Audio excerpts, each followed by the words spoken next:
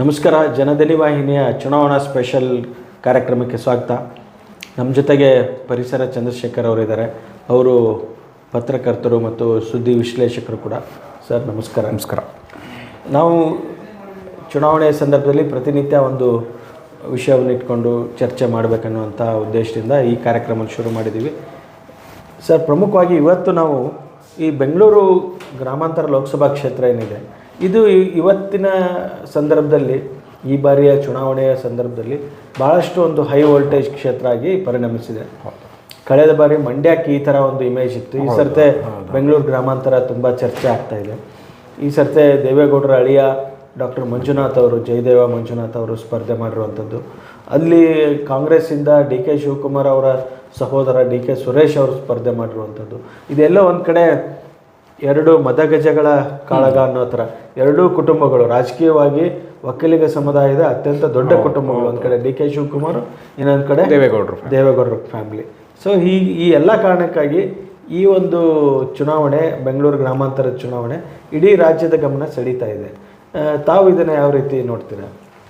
ತುಂಬ ಸರಿಯಾಗಿ ಹೇಳಿದ್ರಿ, ಎರಡು ಮದಗಜಗಳ ಹೋರಾಟ ಅಂತಕ್ಕಂಥದ್ದು. ಆದರೆ ಇಲ್ಲಿ ಎರಡು ಡಿ ಕೆ ಶಿವಕುಮಾರ್ ಮತ್ತು ಡಿ ಕೆ ಸುರೇಶ್ ಅವರ ಕ್ಷೇತ್ರ, 8 ವಿಧಾನಸಭಾ ಕ್ಷೇತ್ರಗಳಿದೆ ಇಲ್ಲಿ. ಅದರಲ್ಲಿ ಬೆಂಗಳೂರು ದಕ್ಷಿಣ ಮತ್ತು ರಾಜರಾಜೇಶ್ವರಿ ನಗರ ಮಾತ್ರ ಭಾರತೀಯ ಜನತಾ ಪಕ್ಷದ ಶಾಸಕರಿರೋದು. ಮತ್ತು ಚನ್ನಪಟ್ಟಣದಲ್ಲಿ ಕುಮಾರಸ್ವಾಮಿ ಅವರು ಶಾಸಕರಾಗಿದ್ದಾರೆ, ಅಲ್ಲಿ ಅದು JDS.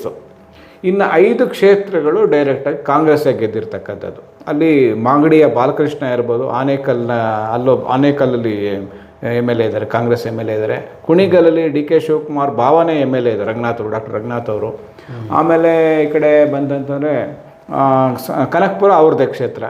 ಹೀಗೆ ಎಲ್ಲ ಕ್ಷೇತ್ರಗಳಲ್ಲಿ ಹೊರನೋಟಕ್ಕೆ ಒಳನೋಟಕ್ಕೆ ಡಿ ಕೆ ಸುರೇಶ್ ವಿಶೇಷ ಏನಪ್ಪ ಅಂತಂದರೆ, ಡಿ ಕೆ ಶಿವಕುಮಾರ್ ಗೆಲ್ತಾ ಇದ್ರಲ್ಲ, ಅದು ಎಲ್ಲ ಆ್ಯಕ್ಟಿವಿಟೀಸ್ನ ನಡೆಸ್ತಾ ಇದ್ದೇ ಡಿ ಕೆ ಸುರೇಶ್.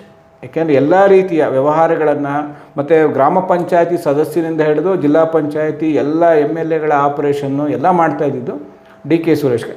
ಎಲ್ಲ ಒಳಹೋಗುಗಳನ್ನು ಚೆನ್ನಾಗೇ ಡಿ ಕೆ ಸುರೇಶ್ ಅವ್ರಿಗೆ ಗೊತ್ತಿದೆ.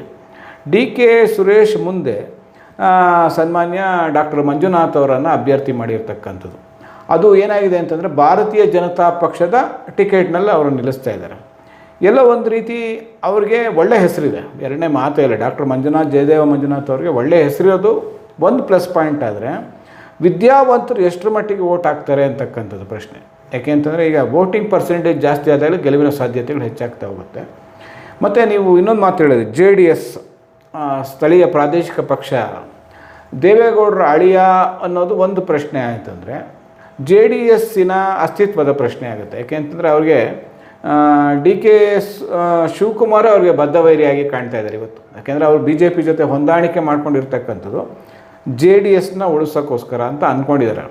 ಅವರು 2 ಕ್ಷೇತ್ರ ಅಥವಾ 3 ಕ್ಷೇತ್ರದಲ್ಲಿ ನಿಲ್ಬೋದು. 2 ಕ್ಷೇತ್ರ ಅನ್ನಿಸ್ತಾ ಇದೆ ನನ್ನ ಪ್ರಕಾರ. ಒಂದು ಮಂಡ್ಯ ಮತ್ತು ಒಂದು ಹಾಸನ.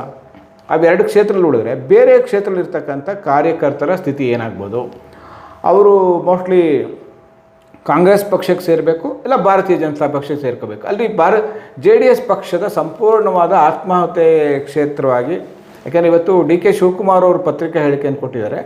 JDS ಆತ್ಮಹತ್ಯೆ ಮಾಡ್ಕೊಳ್ಳೋ ಪ್ರಯತ್ನವೇ ಇದು ಮೈತ್ರಿ ಅಂತಕ್ಕಂಥ, ಅದು ಎಲ್ಲೋ ರೀತಿಯ ಸತ್ಯ ಅಂತ ಅನ್ನಿಸ್ತಾ ಇದೆ. ಯಾಕೆಂತಂದರೆ ಅವರ ಅಸ್ತಿತ್ವನೇ ಇರೋದಿಲ್ಲ ಮುಂದಿನ ದಿನಗಳಲ್ಲಿ. ಯಾಕೆ ಆ ಸಾಧ್ಯತೆಗಳು ಹೆಚ್ಚಾಗಿ ಕಾಣ್ತಾ ಇದೆ. ಮತ್ತು ಕರ್ನಾಟಕದಲ್ಲಿ 2 ರಾಷ್ಟ್ರೀಯ ಪಕ್ಷಗಳನ್ನು ಹೊರತುಪಡಿಸಿದರೆ ಒಂದು ದೊಡ್ಡ ರಾಜಕೀಯ ಶಕ್ತಿ ಆಗಿದ್ದು JDS ಮೈತ್ರಿ ಮಾಡ್ಕೊಳ್ಳೋದ್ರ ಮೂಲಕ ಎಲ್ಲೋ ಒಂದು ಕಡೆ 2 ಪಾರ್ಟಿಗಳನ್ನೋ ಥರ ಆಗೋಗಿದೆ ಈಗ. ಹೌದು, ಒಂದು ಕಡೆ ಕಾಂಗ್ರೆಸ್, ಇನ್ನೊಂದು ಕಡೆ BJP ಅನ್ನೋ. ಸೊ JDSನ ಅಸ್ತಿತ್ವ ಇದು ಎಲ್ಲೋ ಒಂದು ಕಡೆ ಕಡಿಮೆ ಆಗ್ತಾ ಹೋಗುತ್ತೆ. ಈ ಬಾರಿ ಕೇವಲ ಅವರು 3 ಕ್ಷೇತ್ರಗಳಲ್ಲಿ ಮಾತ್ರ ಎಕ್ಸಿಸ್ಟೆನ್ಸ್ ಇರುವಂಥದ್ದು. ಅದು ಈ ಬೆಂಗಳೂರು ಗ್ರಾಮಾಂತರದಲ್ಲೂ ಕೂಡ ಅವರು JDSಯಿಂದ ನಿಂತಿಲ್ಲ, BJPಯಿಂದ ಡಾಕ್ಟರು ನಿಂತಿರೋದ್ರಿಂದ ಎಲ್ಲ ಒಂದು ಕಡೆ ಅವರೇ BJPನ ಬೆಳೆಸ್ತಾ ಇದ್ದಾರೆ ಅನ್ನೋ ಥರ. ಇಂಥ ಒಬ್ಬ ಒಳ್ಳೆ ಡಾಕ್ಟ್ರನ್ನ ಅವ್ರ ಪಕ್ಷದಿಂದನೇ ನಿಲ್ಲಿಸ್ಬೋದಾಗಿತ್ತು.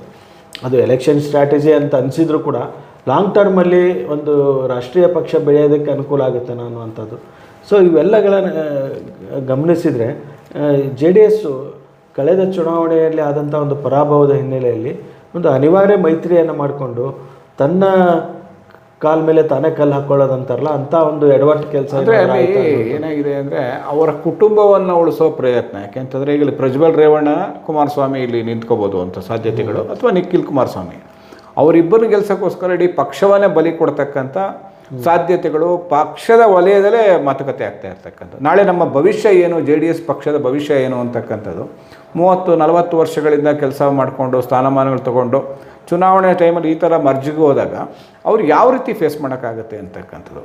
ಮತ್ತು ಈ ಕ್ಷೇತ್ರದ ಬಗ್ಗೆ ಇನ್ನೊಂದು ವಿಶೇಷವಾದಂಥ ನನ್ನ ಅನಿಸಿಕೆ ಏನಂತಂದರೆ, ಇಲ್ಲಿ DK ಸುರೇಶ್ ಅಭ್ಯರ್ಥಿ ಇರ್ಬೋದು, ಆದರೆ DK ಶಿವಕುಮಾರ್ ಅಭ್ಯರ್ಥಿ ಅಂತಕ್ಕಂಥದ್ದು. ಯಾಕೆ ಅಂತಂದರೆ DK ಶಿವಕುಮಾರ್ ತನ್ನ ಸಂಪೂರ್ಣ ಶಕ್ತಿ ಹಾಕಿ ಗೆಲ್ಲೋ ಪ್ರಯತ್ನವನ್ನು ಅವ್ರು ಮಾಡೇ ಮಾಡ್ತಾರೆ. ಇಲ್ಲಿ ಮಂಜುನಾಥ್ ಅವರು ಆ ರೀತಿಯ ರಾಜಕೀಯ ಚಾಕಚಕ್ಯತೆ ನನಗೆ ಕಂಡಂಗೆ ಇಲ್ಲ. ಮಂಜುನಾಥ್ ಅವರ ಕಡೆ ಕುಮಾರಸ್ವಾಮಿ ಅವರು ಫೈಟ್ ಮಾಡ್ತಾರೆ, ಈ ಕಡೆ DK ಸುರೇಶ್ ಅವ್ರ ಪರವಾಗಿ DK ಶಿವಕುಮಾರ್ ಅವ್ರು ಫೈಟ್ ಮಾಡ್ತಾರೆ. ಇದು ಇಬ್ಬರ ನಡುವೆ ಅಂದರೆ ಇದು ನೇರವಾಗಿ ಯುದ್ಧ ಅಲ್ಲ, ಇದು DK ಶಿವಕುಮಾರ್ ಮತ್ತು ಕುಮಾರಸ್ವಾಮಿ ಪ್ರಾಕ್ಸಿವಾರ್ ಅಂತ ಹೇಳ್ಬೋದು. ಮತ್ತೆ ಇಲ್ಲಿ ಏನಾಗುತ್ತೆ, ಬೆಂಗಳೂರು ಈ ಗ್ರಾಮಾಂತರದಲ್ಲಿ ಏನಾಗುತ್ತೆ, ಅಕಸ್ಮಾತ್ DK ಸುರೇಶ್ ಅವರು ಗೆದ್ದುಬಿಟ್ರು ಅಂತಂದರೆ DK ಶಿವಕುಮಾರ್ ಅವ್ರಿಗೆ ಸ್ವಲ್ಪ ಜೀವ ಬರುತ್ತೆ.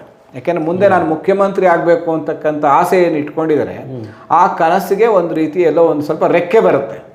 ಅಕಸ್ಮಾತ್ ಏನಾರೋ ಉಲ್ಟಾ ಆಗ್ಬಿಡ್ತು, DK ಸುರೇಶ್ ಅವರು ಹೆಚ್ಚು ಕಮ್ಮಿ ಆಗೋಯ್ತು, ಸೋತೋದ್ರು ಅಂತಂದರೆ DK ಸುರೇಶ್ ಅವರ ಕನಸುಗಳು, ಮುಖ್ಯಮಂತ್ರಿ ಆಗ್ತಕ್ಕಂಥ ಕನಸುಗಳನ್ನ ಸಂಪೂರ್ಣವಾಗಿ ಆಸೆ ಬಿಡಬೇಕಾಗುತ್ತೆ. ಯಾಕೆ ಅಂತಂದರೆ ನಿನ್ನ ಕ್ಷೇತ್ರದಲ್ಲಿ ನೀನು ಗೆಲ್ಸೋಕ್ಕಾಗಿಲ್ವಲ್ಲಪ್ಪ ಅಂತಕ್ಕಂಥ ಒಂದು ಪ್ರಶ್ನೆ ಬರುತ್ತೆ.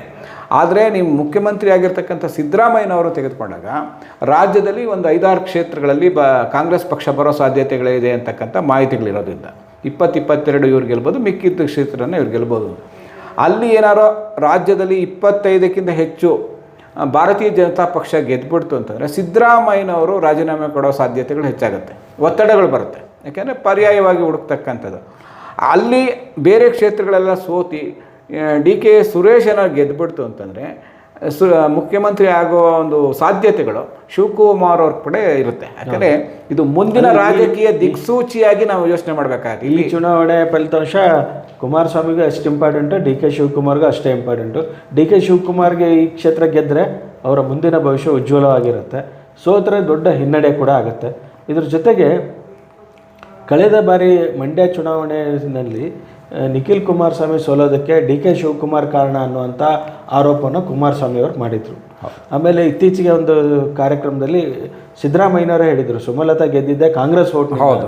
ಸೊ ಈ ಕಾರಣಕ್ಕಾಗಿ ಇಲ್ಲಿ DK ಸುರೇಶ್ ವಿರುದ್ಧ ಎಲ್ಲ ಒಂದು ಕಡೆ ಸೇಡಿನ ರಾಜಕಾರಣ ಕುಮಾರಸ್ವಾಮಿ ಮಾಡ್ತಾ ಇದ್ರು. ಆ ರಿವೆಂಜನ್ನು ಮಂಡ್ಯದಲ್ಲಿ ನಿಖಿಲ್ ಕುಮಾರಸ್ವಾಮಿ ಸೋಲಿನ ಒಂದು ಏನಂತಾರೆ ಅದಕ್ಕೆ ರಿವೆಂಜ್, ಆ ಸೇಡನ್ನು ತೀರಿಸ್ಕೊಳ್ಳೋದಕ್ಕೆ ಈ ಸರ್ತೆ ಶತಾಯಗತಾಯ DK ಸುರೇಶ್ ಅವ್ರನ್ನ ಸೋಲಿಸ್ಬೇಕಂತ ಒಂದು ಜಿದ್ದಿಗೆ ಬಿದ್ದಿದ್ದಾರೆ ಅನ್ನುವಂಥ ಒಂದು ವಾತಾವರಣ, ಒಂದು ಮಾತು ಕೂಡ ಕೇಳಿಬರ್ತಾ ಇದೆ. ಇದ್ರ ಜೊತೆಗೆ ಈ ಚುನಾವಣೆ 2 ಪ್ರಬಲ ಒಕ್ಕಲಿಗ ರಾಜಕಾರಣಿಗಳ ಕುಟುಂಬದ ನಡುವೆ ಕೂಡ ಹೋರಾಟ. ಹೀಗಾಗಿ ಯಾರು ಸುಪ್ರೀಂ ಒಕ್ಕಲಿಗ ನಾಯಕರು ಅನ್ನುವಂಥದ್ದು ಕೂಡ ಇವತ್ತು ಡಿಸೈಡ್ ಆಗಬೇಕು. ಇವತ್ತು DK ಶಿವಕುಮಾರ್ ಕಳೆದ ಅಸೆಂಬ್ಲಿ ಚುನಾವಣೆ ಹೇಳಿದ, ನೋಡಿ ಒಕ್ಕಲಿಗರಿಗೆ ನನಗೆ ಓಟ್ ಹಾಕಿದರೆ ನೀವು ಒಕ್ಕಲಿಗ CM ಆಗೋ ಚಾನ್ಸಸ್ ಜಾಸ್ತಿ ಇದೆ ಅಂತ ಹೇಳಿದರು. ಅದೇ ರೀತಿ ಕುಮಾರಸ್ವಾಮಿ ಮತ್ತು ದೇವೇಗೌಡರು ಕೂಡ ಇವತ್ತು ಅವರು ಕರ್ನಾಟಕದಲ್ಲಿ 2ನೇ ಅತಿ ದೊಡ್ಡ ಸಮುದಾಯ ಒಕ್ಕಲಿಗ ಸಮುದಾಯ. ಒಕ್ಕಲಿಗ ಸಮುದಾಯದ ಅತ್ಯಂತ ದೊಡ್ಡ ರಾಜಕೀಯ ನಾಯಕರು ಅಂತಂದ್ರೆ ಅವರೇ, ಆ ಕುಟುಂಬನೇ ಅನ್ನುವಂಥದ್ದಿದೆ. ಸೊ ಈ ಚುನಾವಣೆಯಲ್ಲಿ ಯಾರು ಒಕ್ಕಲಿಗ ನಾಯಕರು ಅನ್ನುವಂಥದ್ದು ಕೂಡ ಅದು ಡಿಸೈಡ್ ಆಗುತ್ತೆ. ಮತ್ತು ಇವರೆಲ್ಲರ ರಾಜಕೀಯ ಭವಿಷ್ಯಗಳು ಸಹ ನಿರ್ಧಾರ ಆಗುತ್ತೆ. ಯಾಕೆಂತಾರೆ ಇಲ್ಲಿ CN ಮಂಜುನಾಥನವರು ನೆಪ ಮಾತ್ರವಾಗ್ತಾರೆ. ಅಕಸ್ಮಾತ್ ಅವರು ಗೆದ್ದರೆ ಏನೋ ಆಗುತ್ತೆ ಅಂತ ಹೇಳ್ತಾರೆ, ಅದು ನಮಗೆ ಗೊತ್ತಿಲ್ಲ. ಯಾಕೆಂತಾರೆ CN ಮಂಜುನಾಥ್ ಗೆಲ್ತಾರ ಅಂತಕ್ಕಂಥ ನಾವು ಯೋಚನೆ ಮಾಡ್ತಿರೋದು, CN ಮಂಜುನಾಥರ ಅಭಿಮಾನಿಗಳೇ ಬೇರೆ, ವೋಟರ್ಸೇ ಬೇರೆ ಆಗ್ತಾರೆ. ಯಾಕೆಂದರೆ ಅವ್ರು ತುಂಬ ಒಳ್ಳೆ ಡಾಕ್ಟ್ರು ಅಂತ ಹೇಳ್ತಾ ಇರ್ತಾರೆ. ಯಾರು ಹೋಗಿ ಮತದಾನ ಮಾಡ್ತಾರೆ ಅಂತಕ್ಕಂಥದ್ದು. ಯಾಕೆಂದರೆ ಈಗ ಹಣದ ಆಮಿಷ ಇರ್ಬೋದು, ಬೇರೆ ಬೇರೆ ಆಮಿಷಗಳಿಗೆ ಒಳಗಾಗಿ ಮಂಜುನಾಥನ ಮರೆತು ಗಾಂಧಿ ನೋಟನ್ನು ನೋಡ್ಕೊಂಡು ವೋಟ್ ಹಾಕ್ತಕ್ಕಂಥ ಜನಸಂಖ್ಯೆ ಹೆಚ್ಚಾಗಿ ನಾವು ಗ್ರಾಮಾಂತರ ಪ್ರದೇಶಗಳಲ್ಲಿ ಕಾಣ್ತಾ ಇದ್ದೀವಿ. ಎಲ್ಲಿ ಎಜುಕೇಟೆಡ್ ವೋಟರ್ಸ್ ಆಗಬೇಕಾದ ಜಾಗದಲ್ಲಿ 30% 40% ಆಗ್ತಾಯಿದೆ. ಇಲ್ಲಿ ಏನಾದ್ರು 80% ಆದರೆ ಆವಾಗ ಡಾಕ್ಟರ್ ಮಂಜುನಾಥ್ ಅವರು ಗೆಲ್ಲೋ ಸಾಧ್ಯತೆಗಳು ಹೆಚ್ಚಾಗುತ್ತೆ. ಬಟ್ ಅವರು ಎಲ್ಲ ರಾಜಕೀಯ ಗರಡಿಯಲ್ಲಿ ಬೆಳಗಿರತಕ್ಕಂಥ ನಮ್ಮ DK ಸುರೇಶ್ ಅವರು ಅಷ್ಟು ಸುಲಭವಾಗಿ ತಮ್ಮ ಸೋಲನ್ನು ಒಪ್ಕೊಳ್ಳೋ ಸಾಧ್ಯತೆ ಇಲ್ಲ. ಯಾಕೆಂದರೆ ರಾಜ್ಯದಲ್ಲಿ ಕಾಂಗ್ರೆಸ್ ಸರ್ಕಾರನೇ ಇದೆ, ಕೇಂದ್ರದಲ್ಲಿ ಅವ್ರಿಗೆ ಹೈಕಮಾಂಡ್ ಅವ್ರಿಗೆ ತುಂಬ ಸಪೋರ್ಟಿವ್ ಆಗಿರೋದ್ರಿಂದ ಇವ್ರು ಗೆಲ್ಲದೇ ಇದ್ರೆ ಇವರ ರಾಜಕೀಯ ಅಂತ್ಯವೂ ಆಗುತ್ತೆ. ಅದು ಸಿದ್ದರಾಮಯ್ಯನವರು ಇವ್ರು ಗೆಲ್ಲೋದು ಬೇಡ ಅನ್ನೋ ರೀತಿಲೂ ತಂತ್ರಗಳಿರುತ್ತೆ. ಯಾಕೆಂದರೆ ಡಿ ಕೆ ಸುರೇಶನ ಗೆದ್ದುಬಿಟ್ರೆ ಶಿವಕುಮಾರ್ ನಾನು ಮುಖ್ಯಮಂತ್ರಿ ಆಗ್ತೀನಿ, ಒಕ್ಕಲಿಗ ನಾಯಕ ನನಗೆ ಕೊಡಬೇಕು ಅಂತಕ್ಕಂಥ ಬರುತ್ತೆ. ಇವೆಲ್ಲ ಲೆಕ್ಕಾಚಾರ ನೋಡಿದಾಗ ಯಾರು ಗೆಲ್ತಾರೆ ಸೋಲ್ತಾರೆ ಅನ್ನೋದಕ್ಕೆ ಪ್ರಶ್ನೆ ಆಗಿ ನೀವು ಹೇಳಿದಂಗೆ 2 ಪ್ರಬಲ ಕುಟುಂಬಗಳು ಒಡಕ್ಕು ಅದನ್ನು ಸಿದ್ದರಾಮಯ್ಯನವ್ರಿಗೆ ಬೆನಿಫಿಟ್ ಆಗುತ್ತಾ ಅಂತಕ್ಕಂಥದ್ದು ಯೋಚನೆ ಮಾಡಬೇಕಾಗುತ್ತೆ. ಬಹುಶಃ ನೋಡೋಣ, ಕಾಯ್ದು ನೋಡೋಣ. ಈ ಬೆಂಗಳೂರು ಗ್ರಾಮಾಂತರ ಭಾಳ ಕ್ಯೂರಿಯಸ್ ಆಗಿರುವಂಥದ್ದು. ಮತ್ತು ಈ ಸರ್ತೆ ನೀವು ಹೇಳಿದಂಗೆ ಅಲ್ಲಿ ಹೆಚ್ಚು ಕ್ಷೇತ್ರಗಳಲ್ಲಿ ಕಾಂಗ್ರೆಸ್ ಇದ್ದರೂ ಕೂಡ 5 ಕ್ಷೇತ್ರದಲ್ಲಿ ಇದು ಸ್ವಲ್ಪ ಸಿಟಿಗೆ ಅಟ್ಯಾಚ್ಡ್ ಇರೋದ್ರಿಂದ ನಗರದಲ್ಲಿ ವೋಟರ್ಸು BJP ಫೇವರೇಬಲ್ ಇರ್ತಾರೆ.